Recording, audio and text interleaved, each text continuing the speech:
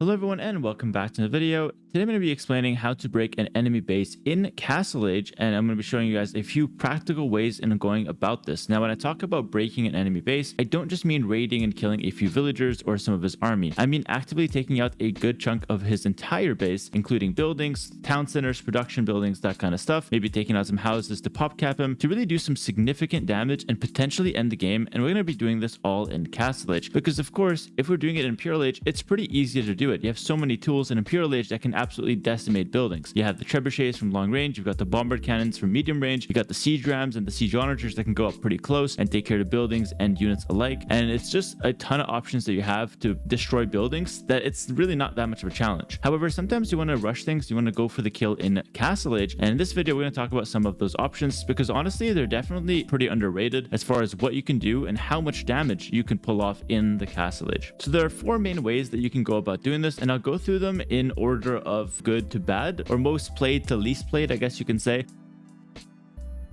So the best and most played way to break a base in Castle Age is with the Siege Push. This goes without saying, you do have access to the Siege Workshop in the Castle Age, so going for a Siege Push in Castle is definitely very viable. Now, there are two ways to do the Siege Push that can break enemy bases. The first one is more like the all-in push when you're absolutely going for the kill. It's basically the Rams and Scorpion push. It's what the player Huang utilizes with Celts so notoriously to break enemy bases in early Castle Age. You basically just go with a couple Rams and a few Scorpions behind it, maybe send some villas to repair, and then the Rams and Scorp combo is really good at taking out buildings, while the Scorpion, or like the Rams will take out the buildings, while the Scorpions defend the Rams from anything that's not a mangonel. Obviously, this push is weak to mangonel defense, but versus everything else, it's pretty damn strong, especially if you support it with monks or pikes or some knights or crossbows of your own. It's a pretty solid push and can be a good all-in to take out buildings and town centers. The second siege push, and this is the one I personally prefer, because usually when I'm doing a siege push, it's going to be in Castle Age when we both have a decent economy. I'm not really a huge fan of the all-in siege push, just because I feel like it's too all or nothing. If your opponent gets the mangonel or gets some defense out and you can't kill them with the first two Rams, you're very far behind because usually you sacrificed a lot to get to that position. However, you could just go for a siege push in Castle Age when you're just playing with 2 or 3 TCs at home, or even just 1 TC with a bunch of knights, so you have army plus your siege, not just like your siege and that's it. And I really like the style because you basically just go with the siege workshop forward with your main army, you have some economy behind it, and then you got two choices. You can either do like the 1 Ram to kill buildings while you raid with your knights, which is a decent approach actually. 1 Ram uncontested will kill a bunch of houses and production buildings, and it's hard to contest the Ram when you have the knights or whatever the crossbows that you have in your opponent's base. He usually wants to deal with those first. The second option though is to go for the mangonel slow push, and this is really good against infantry, archers, and it's good against buildings, which is really good, and that's why I really like the mangonels. You could mix in a few scorpions as well if your opponent's on pikemen, for example, but regardless, if you're on knights or expo, the 2 main unit lines plus siege, mangonels is definitely the way to go in most cases, because the mangonels can be really good against your opponent's army and your opponent's buildings if he's not attacking you. So the way you do this is you set up the forward siege, you got your army in there, you can raid a little bit while you're getting your mangonel set up. When the mangonel is out, you start by pushing buildings, especially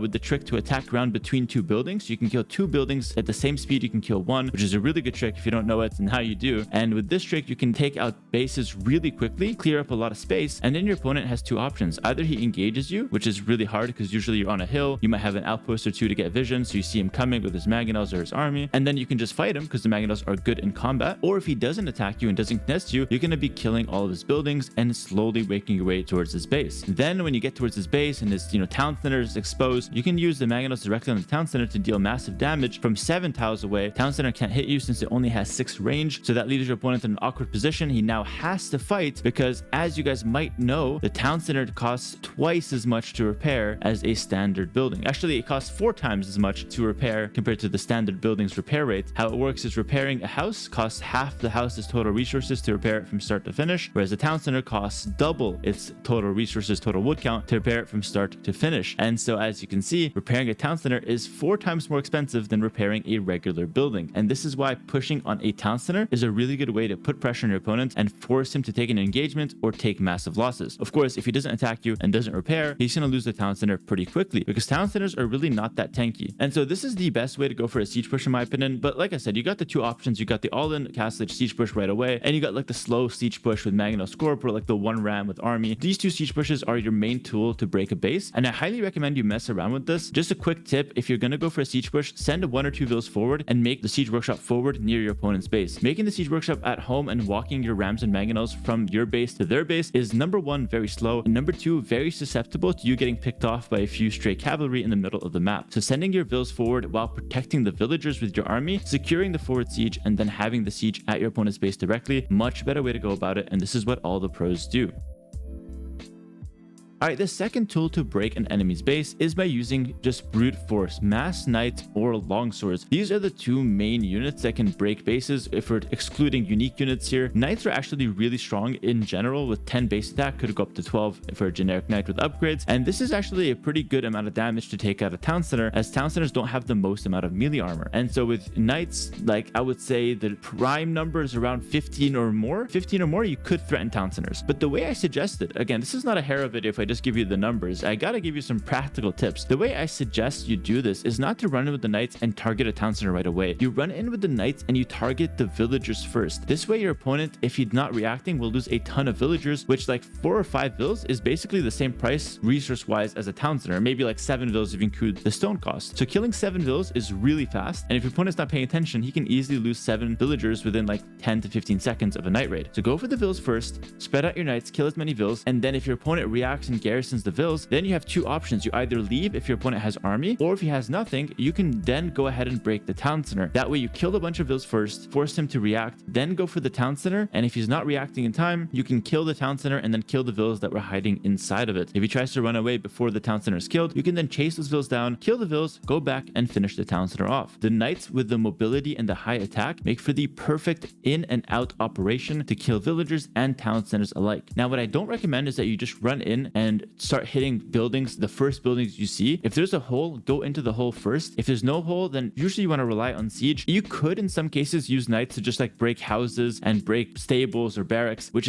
could be fine, but I feel like most of the time this alerts your opponent too much, and he can just bring 1 or 2 monks and convert your knights, push them away, and you're not going to find too much damage. So only break stables and houses on the outside if it's your only way to get in and you got no other options. Otherwise, look for palisade walls or look for already existing holes, because you'll break those much quicker and get in and do that juicy damage. Remember, spending like 30 seconds killing a house, that's 25 wood, and that's really not good. Only do that if it's your only option to break in, I re-emphasize. And so the knights have the mobility and the damage to do just that, kill villagers and town centers alike, and it's a really good raiding unit. But what about the longswords? Now the longswords might not have the same mobility as the knights, but they're actually much stronger at killing the town center. So with the longswords, what I suggest is you get into your opponent's base and you target the town center first. The reason for this is because longswords are just not that effective at killing villagers. They're okay at it, they can chase them down with squires pretty effectively, but I feel like they're much better at killing the actual building. So with longswords, I recommend you go from 1 town center with like 20 to 25 longswords. I would say 20 longswords minimum to go for a town center snipe. You could do it with less, but then if you start repairing and killing a few of them, it could lose a lot of steam. So 20 longswords is a good number. Again, it's still cheaper than 15 knights. You get in there, you snipe the town center right away, and then you chase the villagers after it goes down, and you force him to the next town center. And then if he still hasn't responded, I recommend you go ahead and kill the second town center. By doing this, you're able to delete his entire base without actually chasing down vills. This way, you're not only killing the town centers that stop him from making more vills, but you're also taking away the town centers that were used to drop off the food and the wood in his base. So to fix this situation, he's gonna have to either remake all the town centers, which is pretty expensive, or he's gonna have to make some mills or some lumber camps in his base to send his villagers that are now idle back to work and reclaim some of the farms that he might have lost. The reason why I recommend going straight for the town center with the longswords is because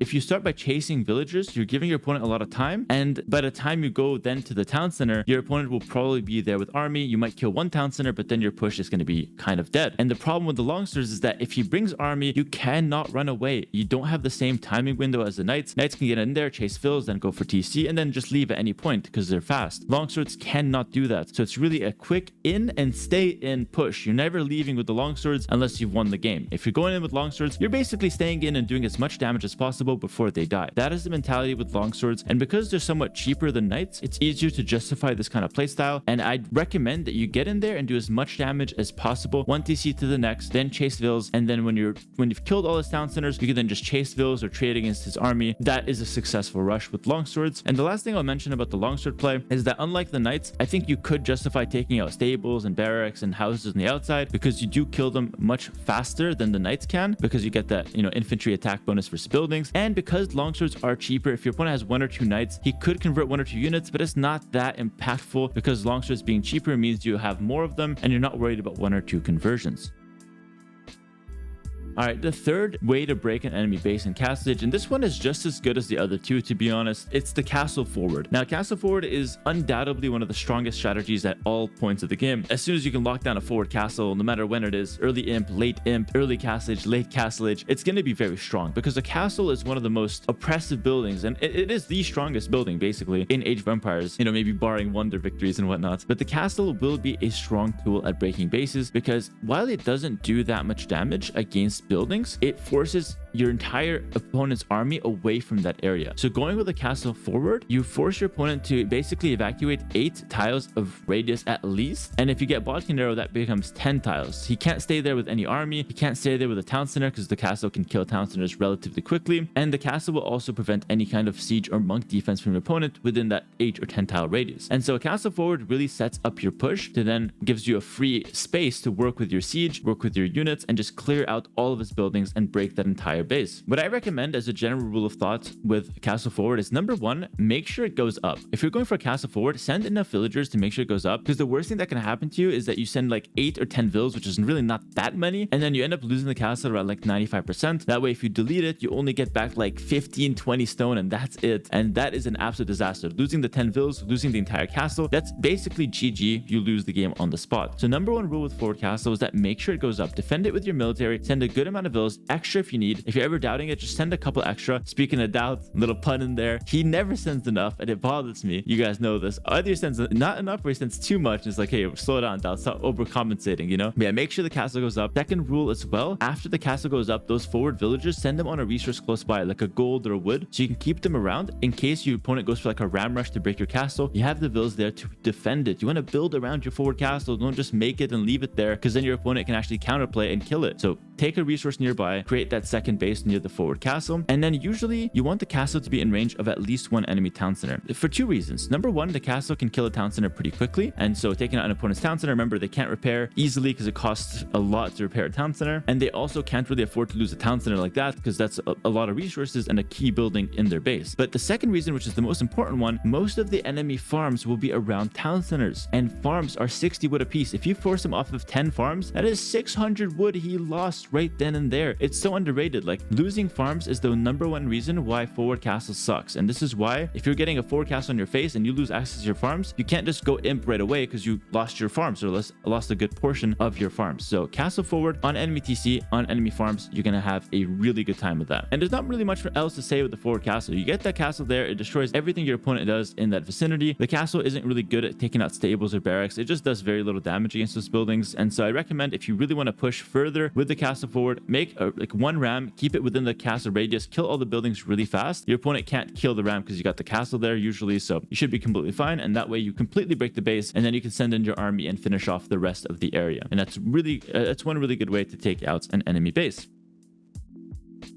The fourth way to kill enemy bases is by using unique units. So I did want to mention this at least a little bit. There are a few unique units in the game that are really good at killing buildings, and especially town centers, because running in and sniping a town center is pretty damn strong, especially if you're doing it with a unit like the Tarkin, for example. Tarkin is fantastic at killing town centers, killing buildings in general. So just running in with 20 Tarkins, sniping a town center, going to the next, sniping a town center is going to be fantastic. But then in general, just units with high attack like the Lightest, like the Manaspa, can also do the same, because remember, they're basically knights but more attack, and knights already can kill town centers quite easily. But then you also have units like the Gebetto and the Throwing Axemen that are infantry by nature and therefore get an attack bonus against buildings. And so Throwing Axemen and Gebetto can easily melt buildings and can run in and snipe town centers no problem. And so there's a bunch of unique units that you can use to break bases on their own, and I just want you guys to keep that in mind whenever you're playing. I gave you the baseline numbers with knights, longswords, and siege, but keep in mind, if they do have unique units that are specialized knights or better versions of knights, more attack versions version of knights, then just keep that in mind that they might need less units to break a base, to break a town center, and the same can be said if you're using them. You need less units, therefore you can attack faster with the unique units and deal more damage. Infantry unique units like Teutonic Knights and Berserks are obviously prime examples of infantry units that are better than longswords since they have more attack and still get that bonus damage against buildings, so you can easily break buildings and break bases with those units. Especially with infantry, guys, you have arson that also helps killing buildings by giving all infantry an extra +2 against buildings. So there you go, the existing bonus damage for infantry plus arson. You kill buildings so fast with that kind of approach.